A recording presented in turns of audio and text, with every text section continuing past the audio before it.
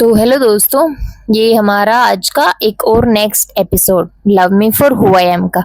तो चलिए शुरू करते हैं। माही चेयरमैन के कमरे के बाहर पहुंचकर कमरे का दरवाजा खटखटाती है तो अंदर से एक डीप आवाज आती है, कम इन। माही अपना गला साफ करके अपने कपड़ों को थोड़ा ठीक ठाक करके और गहरी सांस लेकर अंदर आती है। कल्पेश सोफे पर बैठा हुआ था। उसके हाथ में न्यूज़पेपर था जिसे वो थोड़ा सीरियस होकर पढ़ रहा था।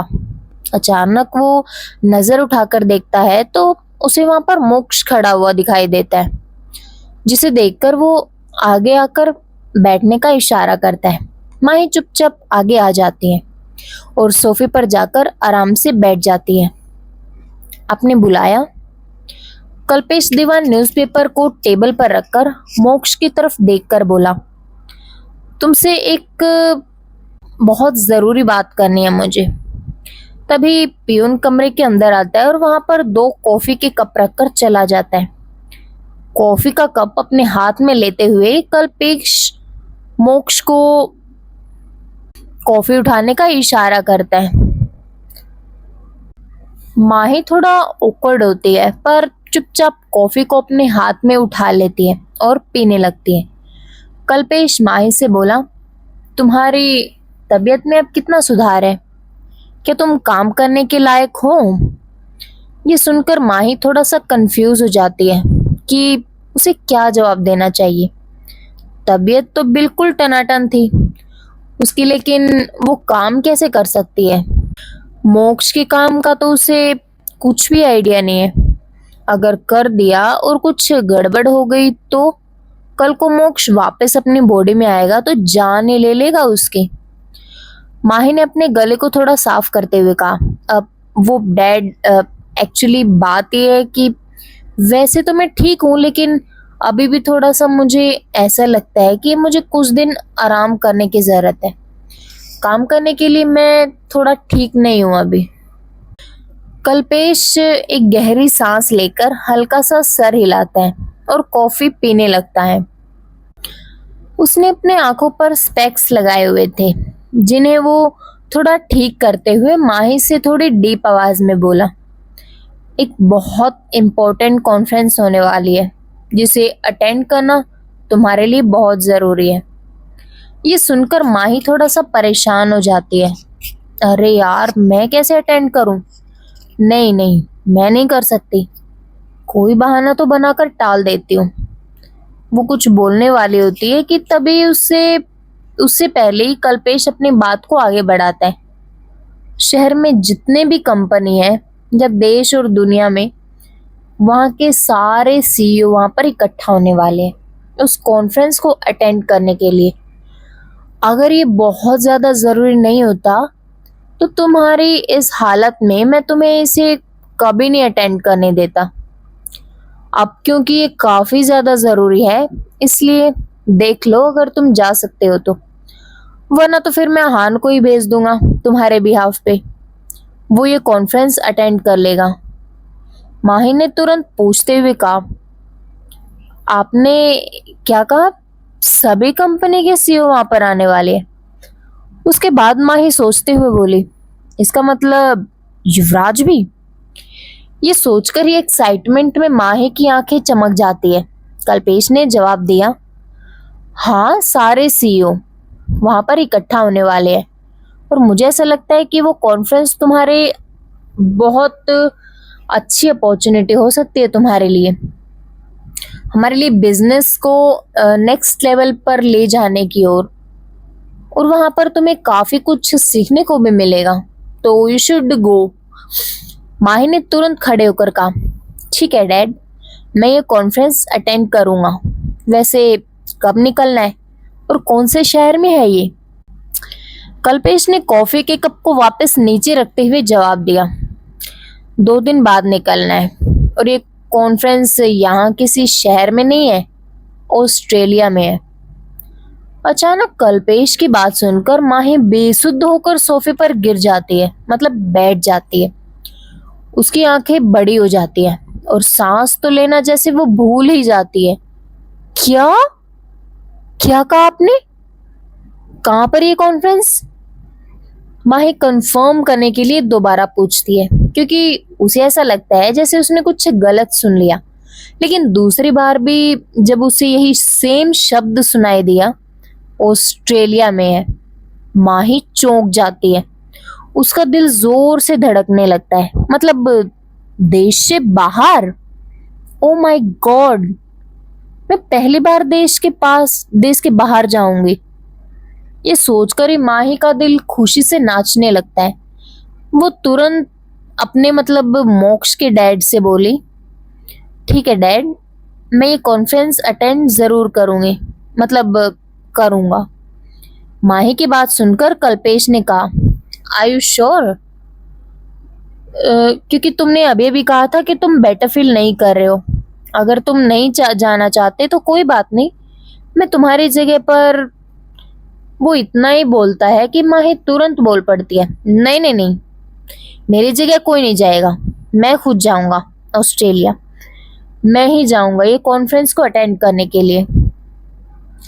उसके बाद माही अपने मन ही मन सोचकर बहुत खुश हो रही थी। अपने युवराज के नजदीक रहने का इतना अच्छा मौका मैं कैसे छोड़ सकती हूँ? बिल्कुल भी नहीं। उसके बाद माही कल्पेश से बोली, वैसे ये कॉन्फ्रेंस कितने दिन की है डैड? कल्पेश ने अपने चश्मे को थोड़ा ठीक करते हुए जवाब दिया, मेरे ख्याल से 1 हफ्ते की। तुम परसों निकल जाना। इसके लिए सोहन को अपने साथ लेकर और एक टीम को भी। अब तुम जा सकते हो। ये बोलकर कल्पेश फिर से अपना न्यूज़पेपर उठा लेता है। माही झुककर ग्रीट करती है और उसके बाद तुरंत वहां से निकल जाती है। माही अपने कैबिन में आकर जोर जोर से उछलने लगती है, नाचने लगती है। Yes yes yes yes yes, Australia जाऊंगी मैं, ऑस्ट्रेलिया। जिंदगी में पहली बार इंडिया से बाहर जाऊंगी, वो भी ऑस्ट्रेलिया। Oh my God. और तो और सोने पर सुहागा है कि मेरा युवराज भी वहां पर मिलेगा मुझे। तभी अचानक माही की एक्साइटमेंट एकदम से जीरो हो जाती है और वो थोड़ा हैरान और कंफ्यूज होकर सोचती है, लेकिन मेरे पास तो पासपोर्ट ही नहीं है, फिर मैं कैसे? तभी अचानक माही को कुछ रियलाइज होता है और वह अपने सर में हल्का सा थप्पड़ मार दिया। बेवकूफ, तेरे पास नहीं है तो क्या हुआ, मोक्ष के पास तो है ना, और इस वक्त तुम मोक्ष हो। ये बात बार बार क्यों भूल जाती हो? अब उसकी बॉडी ली है तो उसकी जिंदगी के मजे भी ले। ऑस्ट्रेलिया जाऊंगी मैं, ऑस्ट्रेलिया, वाओ। ये बोलकर माही एक बार फिर से पागलों की तरह नाचना शुरू कर देती है। दूसरी तरफ युवराज अपनी मीटिंग खत्म करके अपने कैबिन में पहुंचता है और अपना कोट निकालकर वहां पर रख देता है। फिर वह अपनी कुर्सी के पास जाकर अपनी कुर्सी पर बैठ जाता है। आईपैड में कुछ नोट करते हुए युवराज का असिस्टेंट मिस्टर जडेजा अंदर एंट्री करता है।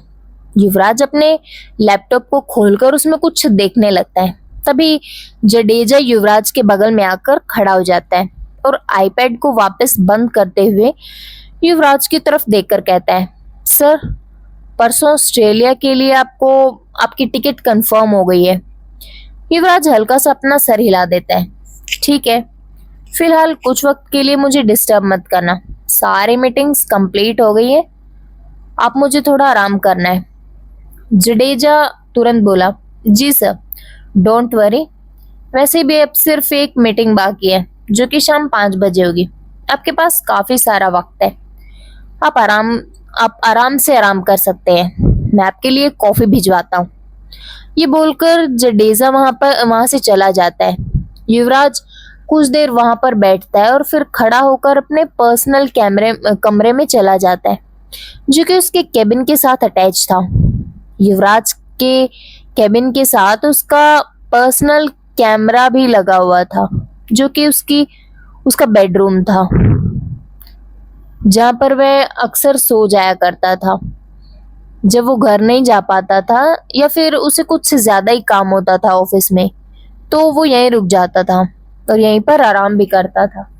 बाथरूम में फ्रेश होने के बाद युवराज बाहर निकलता है और अपने शर्ट के ऊपर के 2 बटन खोलकर, अपने बाजू के बटन खोलकर शर्ट को थोड़ा सा फोल्ड करते हुए आराम से बिस्तर के पास आकर उस पर लेट जाता है।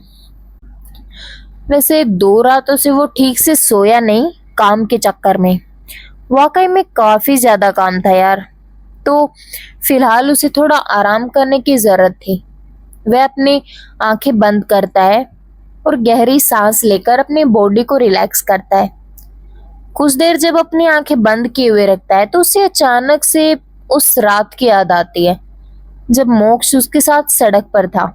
उसने लिफ्ट दी थी और उसे एयरपोर्ट जाना था। पता नहीं क्यों मोक्ष की हरकतें, उसका चेहरा, उसका पागलों की तरह नाचना, जिद करना, ये चीज युवराज के दिमाग में आने लगती है। युवराज अपनी आंखें खोल लेता है, चेहरे पर अनोइंग से एक्सप्रेशंस आ जाते हैं। मैं उस बेवकूफ के बारे में क्यों सोच रहा हूं? फिर वह अपना माथा मसलता है और करवट लेकर तकिए को अपनी बाहों में दबोचकर आंखें बंद करने की कोशिश करता है। पागल कहीं का। लगता है अपने टांगों के बीच के हिस्से का इस्तेमाल बहुत ज्यादा कर चुका है, जिसका असर उसके दिमाग पर पड़ने लगा है, इसलिए ऐसी पागलों जैसी हरकतें कर रहे हैं। आई होप दोबारा उससे मेरी मुलाकात ना हो। मैं बर्दाश्त नहीं कर सकता उसे। युवराज एक गहरी सांस लेता है और मोक्ष के बारे में सोचना बंद करके आराम से सो जाता है। तो ये था हमारा एक और एपिसोड। Enjoy this. तब तक नेक्स्ट एपिसोड की तैयारी करती हूँ। Thank you.